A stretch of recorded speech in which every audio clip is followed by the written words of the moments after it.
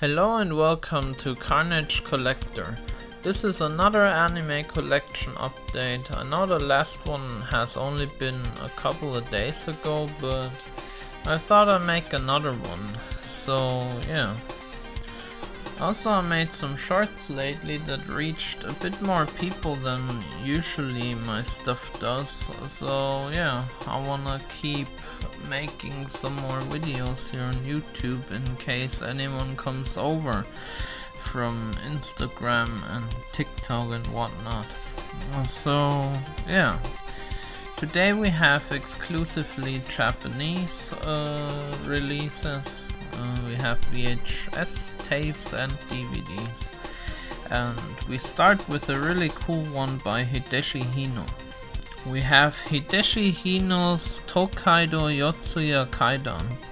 It's an OVA that is slightly over 1 hour and was made in the year 2000. It adapts Yotsuya Kaidan, Japan's most famous tale of ghostly betrayal, murder and vengeance. Tamiya Iemon is a ruthless, impoverished ronin. He marries Oiwa but grows tired of her and their poverty. A wealthy neighbor wants Oiwa out of the picture so Iemon can marry his granddaughter.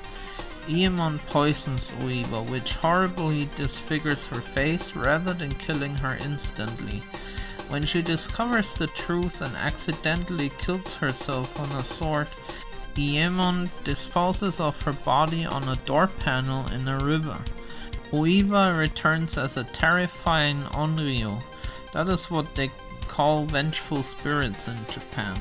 She drives Iemon to absolute madness and terror, haunting him relentlessly until he mistakenly slaughters everyone he tried to protect, culminating in his own horrific demise. The original story Yotsuya Kaidan is pretty famous and got adapted many times in movies and even anime. I think there is even an episode in Ayakashi Samurai Horror Tales with the same story. So yeah, and also Hideshi Hino is a pretty well-known horror mangaka. So yeah, it's surprising that we haven't gotten this release here, even though the story is pretty well known and also the mangaka who is behind this is pretty well known, but well, I don't know. But I am glad that I have this release. Unfortunately there are no fan translations or anything, so I will have to watch it without any, or I will have to see about getting my own translation somehow, but yeah, that's gonna be a project for another time. So, we move on to the next one. Next we have Dragon Century, or as it's known in Japan, Ryo Seiki. This is a 2-episode OVA that has been produced in 1988 by Anime International. It is an adaptation of the manga Dragon Breeder. In 1991, real dragons suddenly appeared in the sky over Hokkaido. A dragon hatchling comes into the care of a human girl, and the two become best friends. But at the same time, demons decide to destroy their world and ally themselves with those who have always been against them. Numerous mysterious murders lead people to suspect that the dragons are behind it all, and they begin to bring the creatures down from the sky violently. But can the girl and her dragon hatchling restore peace? I've seen this anime on Dave's channel before, and when he showed it I thought to myself, I have to track it down too, and so I did. I have not watched it yet, but I know there was I think an American release of it too, but I think that's only on VHS.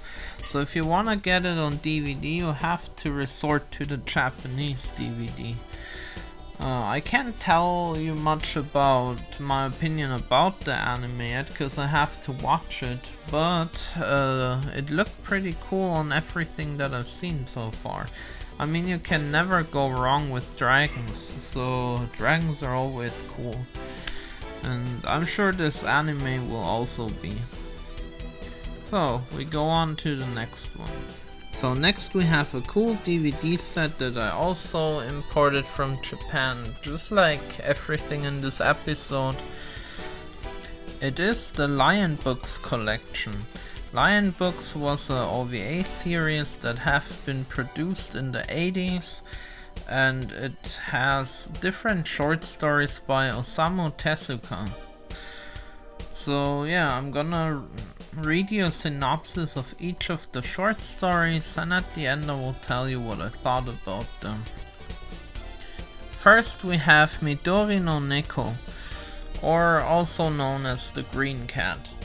The story is about who would have guessed a green cat who attaches itself to children and pretends to be their friend while bringing them tremendous amount of luck. So if you are with this cat, you never run out of luck. But at the same time, this little furry friend has ulterior motives. We also follow an older man that wants to get his son back from the cat, who kinda brainwashed him and abducted him. So, yeah, there's also a reason why this cat is green, but you will have to find out on your own when you watch it. And then we have Amefuri Koso. Despite their childlike appearance, the yokai known as Amefuri Koso have the important task of causing rainfall. Wherever they appear, they ensure that clouds form and rain falls. One day the adolescent Mota meets one of them in the form of a boy called Geta, who carries an umbrella on his head. The spirit promises to grant him 3 wishes if he gives him the rain boots Mota is wearing. And after Mota has all his wishes fulfilled, he forgets all about what happened, until one distant day he starts to remember. Volume 2 has Lun wa Kase no Naka, or also known as Lun Flies into the Wind. The life of teenager Akira changes in the strangest place, in a dimly lit passage under an elevated railway. When he sees a poster of a girl there, he falls in love at first sight and sets out to find her.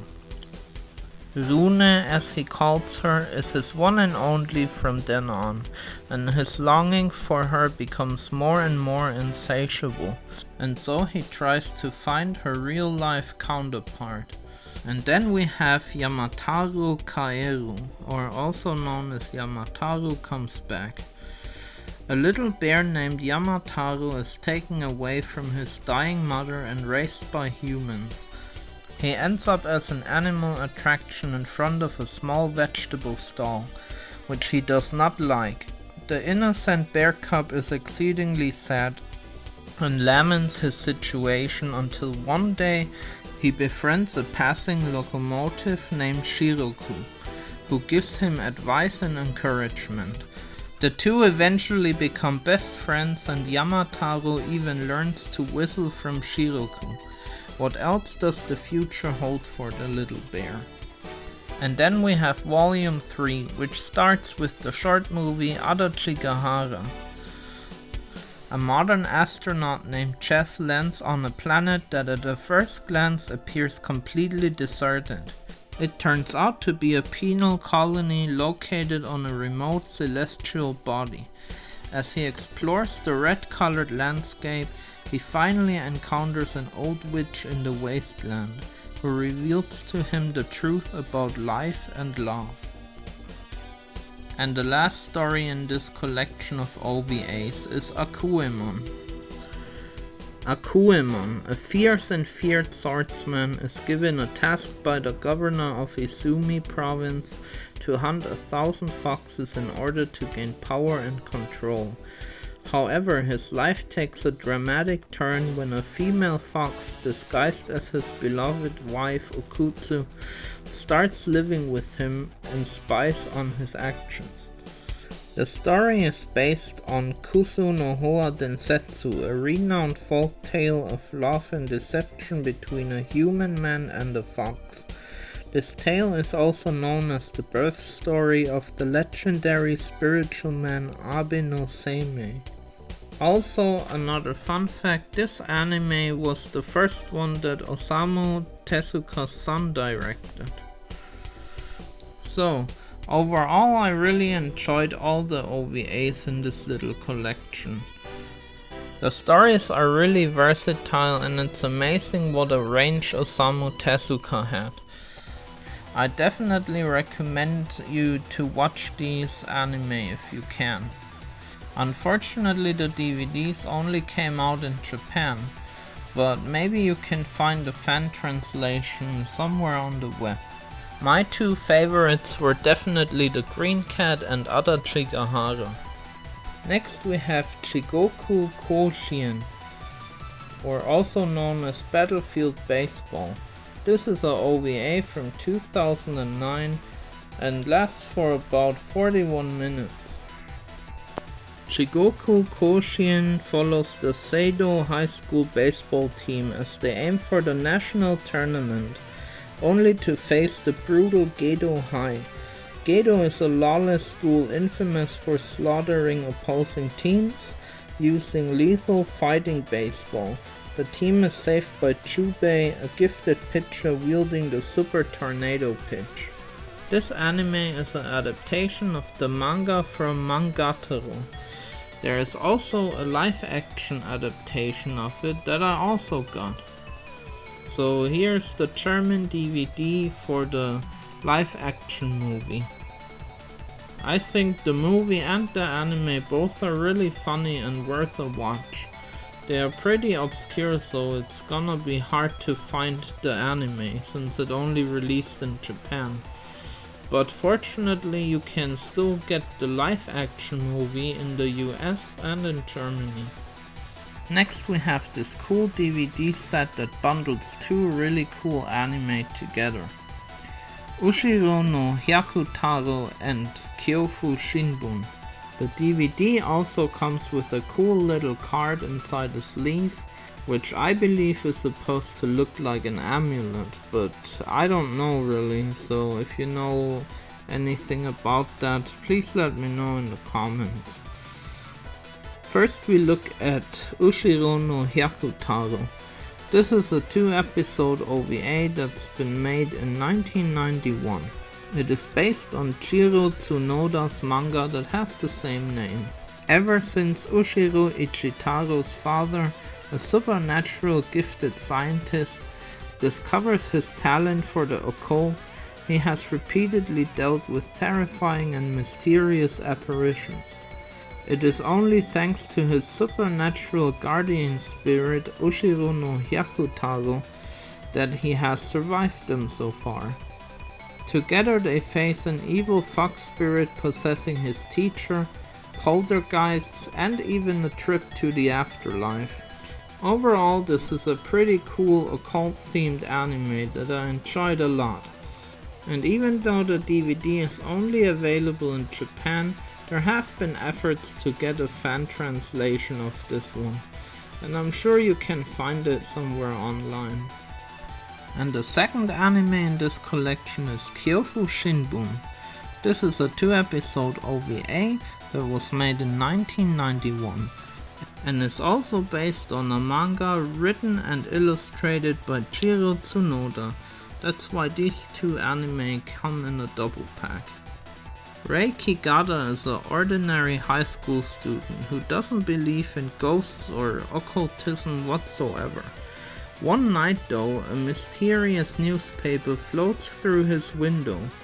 It calls itself the Kyofu Shinbun, or the evil newspaper.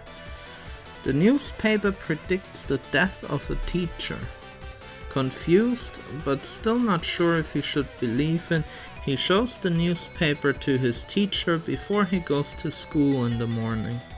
But surprisingly, his teacher only sees a normal newspaper. After he sends Rei away, the teacher is hit by a car and dies. And that's when Rei starts to believe that supernatural things may indeed exist. From now on, the newspaper visits him every night, and every time it predicts something, it takes 100 days away from Rei's lifespan. And that's where Rei's journey into the supernatural world starts. I was hunting for this DVD set forever. Sometimes there were single releases online, but never that set with the slip cover and the amulet. Now I'm really glad that I finally got this. As for the anime itself, I really like both of these anime. They were both wonderful and spooky, and since I'm already into horror stuff and ghosts and supernatural stuff, those were perfect for me and really needed to be in my collection. And next we have Carol. This is a VHS I got for my birthday. Carol is a 1-episode OVA that is about 60 minutes long. It was made in spring 1990. And if you can remember, I already showed a photo book that I got for it as well. And if you haven't seen it, you can check out my last pickups video where I show cool things that are not DVDs.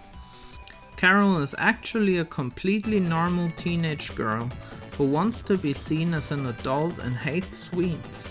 But one day she notices that the music around her is disappearing, such as the sound of Big Ben, the concert by her favorite band Gabal Scream, and her father playing the cello.